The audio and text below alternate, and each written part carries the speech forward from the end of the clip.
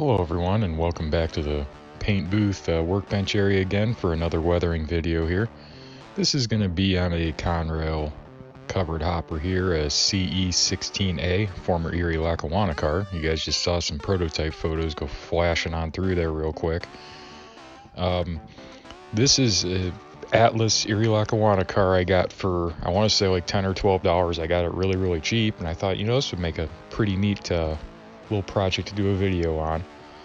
So we're gonna go ahead and get started with it here. As you can already tell here in the background of the video, what I'm doing here is I'm removing the couplers as well as the truck's wheel sets, etc., and I'm replacing the wheel sets with a set of dummy ones that I use for painting, because this car is going to get repainted into red over the factory Erie Lackawanna paint scheme. So I have these trucks and wheel sets here that are plastic. They're just old junk ones I got laying around that I utilize for painting.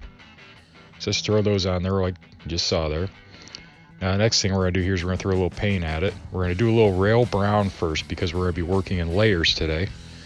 So what I'm going to do here is I'm just going to put a little bit of rust down here in a few spots in the background for when we have our original paint kind of bleeding through. This is rail brown from Badger Model Flex paint. Same stuff I always generally use. Just kind of throw it in a few spots here and there.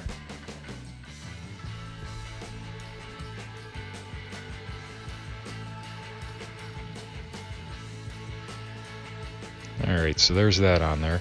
Now next we're going to go ahead and we're going to put our Dark Tuscan Oxide Red from Badger Model Flex paint. Now this is an acrylic based paint. Generally in the past I used a lot of scale coat paints, but scale coats, I guess they went out of business here this last year, so you can't get these paints, you can't get paint from them anymore, so I'm having to use these acrylics, which I'm still kind of feeling out how to work with them and do them with this kind of painting. As you can see, we're starting off with the bottom of our car here. So I always like to start by painting the car turned upside down first, and then turn it over and paint from the top down. Reason being is you get better coverage this way. If you paint from the top down with it flipped, right the correct right side up, if you will, like it's on the tracks, you'll have certain angles and stuff that you won't hit, that you can only hit from the bottom. So this generally tends to work a little bit better painting this way. Now, as you guys can kind of tell, I'm not trying to get like total complete coverage. I do want some of that Erie Lackawanna to bleed through, so I'm just kind of getting a good, a good cover up coat for the most part. I did go a little heavier than I should have. I probably shouldn't have went as heavy as I did. As you guys can kind of tell here, you'd still see where the Erie Lackawanna is bleeding through a little bit, and I kind of wish I wouldn't have went back over that looking back on it, but at the end of the day, I was just trying to get this painted over and try to get everything covered up. Now this paint, when I did this, I did not thin it down. I used it straight out of the bottle, and as you guys might have been able to tell there in a little bit of the earlier part of it going on there, it was kind of specky and really thick coming out because of that. If I was using this paint for, like, say a fade coat or something, I'd want to thin that paint down considerably, by at least half to 2/3. There's our thinner. Now our car's still fairly wet. We're going to take some thinner, we're going to rub it on the side of the car with our Q-tip, and then we're going to start wiping some of this paint off. And this is going to give us our bleed through effect that we're kind of going for here. And this is very much a go by feel kind of thing, just a little bit at a time. As you guys can tell, this is sped up quite a bit. I'm just kind of putting a little bit of thinner on, wiping it with the other end of the Q-tip, putting a little more thinner on, and just basically kind of working it to kind of match the prototype photos. Now I'm going to go ahead and warn everybody, you're not going to get it exact. I mean, maybe if you wanted to sit here and spend, 3 hours trying to get every little bit of bleed perfect, you probably could, but for the purposes that I go after, this was like a 15-20 minute deal, just kind of wiping a little bit at a time and kind of working it a little bit, just trying to get a good bleed through to match the prototype photo. As you can see, there's our decal right there that just came off, of course, because For everybody that thinks that like I'm perfect and everything goes right, I got news for y'all. It definitely doesn't work that way. I have my moments too when I'm doing this stuff. Sometimes things don't go well. It's not about whether you have problems or not. It's about how you solve them when you have them. And you guys saw I just kind of flipped the decal and put it back there. Now I'm just taking a little more paint off over there. Now you will notice there's going to be a little bit more of a reddish hue in some of the spots that's bleeding through. That's just kind of a result of using the thinner to pull the paint off. It's not ideal, but at the same time, I'll take it for the effect I'm going after. You could wipe quite a bit of it off. You won't get it all, but you can get most of it. And just keep on working at it. Oh, and now we get to do it all over again. Opposite side of the car, same exact thing. I just try to do it a little bit different than the other side, but kind of have a similar feel.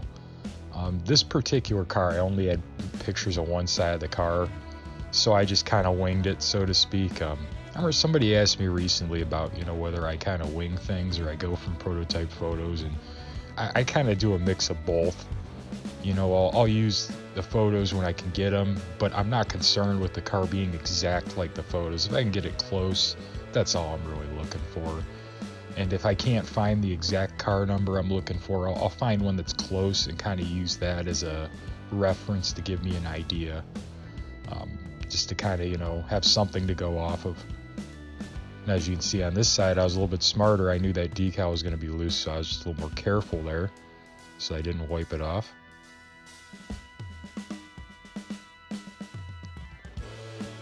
Alright, now as you can see here, we got our decals on the car. And as you can see there, we had a little problem. These were Herald King decals I got, the old-fashioned ones. And I'm just going to tell you guys right now, don't use the Herald King decals. For one, they were too big. And two, as you can see, I had a little problem when I clear coated, so I'm having to come back in with some white paint and fix that right now, or that can opener got a little goofed up. But if you're going to, when you decal these cars, I would recommend using the set from Micro Scale for box cars. I think it's like 50-foot box cars, I want to say. It has like the New York Central patch logos and stuff for like CSX New York Central, not the classic New York Central. Use that for your decals. You'll get a lot better result, I feel like, because the Herald King decals were a little bit too big. Now we got our rail brown back, I believe. Oh yeah, got a little rail brown. We're gonna come back in. We're gonna put a little rust over there, a little rust on the trucks. So we're back to airbrushing now. Oh, don't juggle the car, Steve. Don't drop it. Don't drop it. Yeah, get a little more rust on there. Again, just working with the prototype photos, kind of get some rust where I want it at here and there. Get a little bit up there on the top, because the top's always going to rust. Alright, now it's time for a little burnt umber paint here. It's a dark brown for those of you that have no idea what umber is, because I didn't, I'll tell you that. And we're just going to do our wheel sets and couplers now. Get both sides of the wheel. I put a little on the truck springs, get some variation. Any of you that watch most of my weathering videos know that this is pretty standard fare. I do this on every single model, over and over and over again. But it drives me absolutely bonkers when people don't paint the insides of the wheels. It just makes me absolutely crazy, because you can see it from the side shots. It drives me nutty. Just take the time, do it right, and put a little paint on there. Ain't gonna hurt nothing if you take your time and do it right. So I got that, get that paint in there real good like. This is a great shot of our tangent semi-scale wheels there. I'll give them a little shout out here. I put tangent wheels on just about every car I have. At least anything that's not like an Ather Genesis or the scale trains, ones that has a rotating bearing caps. Those are the only ones I just leave the factory stuff on there. Like any of these ready to roll cars, I come in, I throw a little bit of better parts on like that. So, oh, oil paint. We got some light rust today.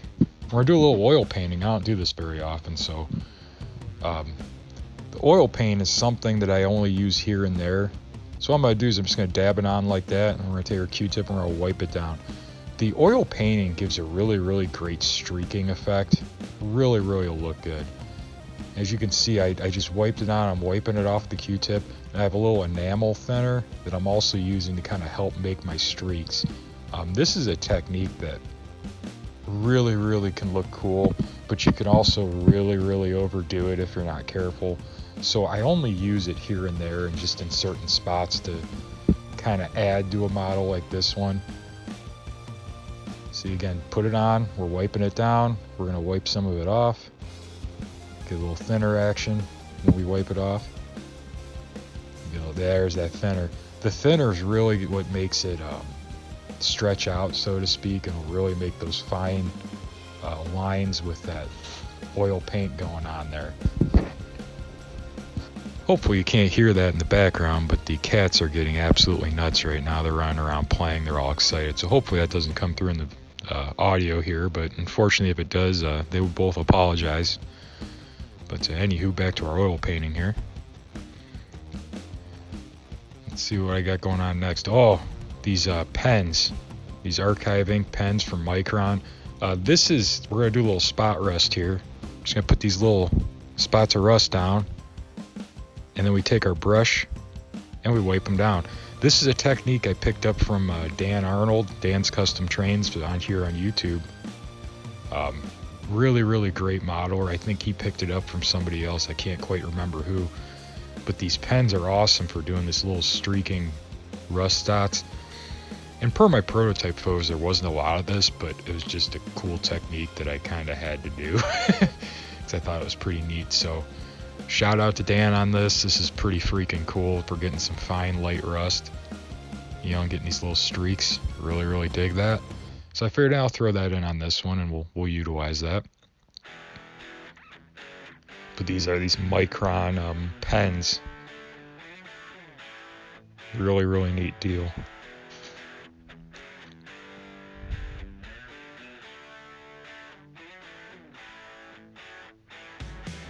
Alright, next up we're going to do some more oil paint work now that our little rust spots are dry. This is some Snow White here. And what I do with this stuff is I put it in an old thinner bottle, and I mix in some thinner with some of this oil paint, and it almost will do like a wash kind of thing for my spillage of anything white, as you can see here. Just kind of, you know, brush it on, wipe it off. And this is going to give us like a spilled type of stuff thing here. There's really nothing to it. Like I said, I just put the oil paint in with some enamel thinner and just, you know, wipe it down there a little bit. You can see we got a little heavier right there, a little heavier than I wanted, so we're going to wipe that off. Obviously I did not want it to be that heavy, but we're going to wipe that down a little bit. Get a little thinner action. Boom, look at that. Start putting that thinner on there along the edges, and you get that beautiful streaking there in the middle. Put a little bit up there at the top. Get a little action going on there.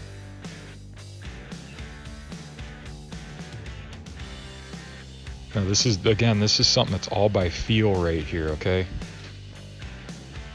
Now next, we're going to go ahead and we're going to put our simulated spillage stuff up here at the top. Got some tacky glue and some baking soda. So all I'm going to do is I'm going to take some of this tacky glue.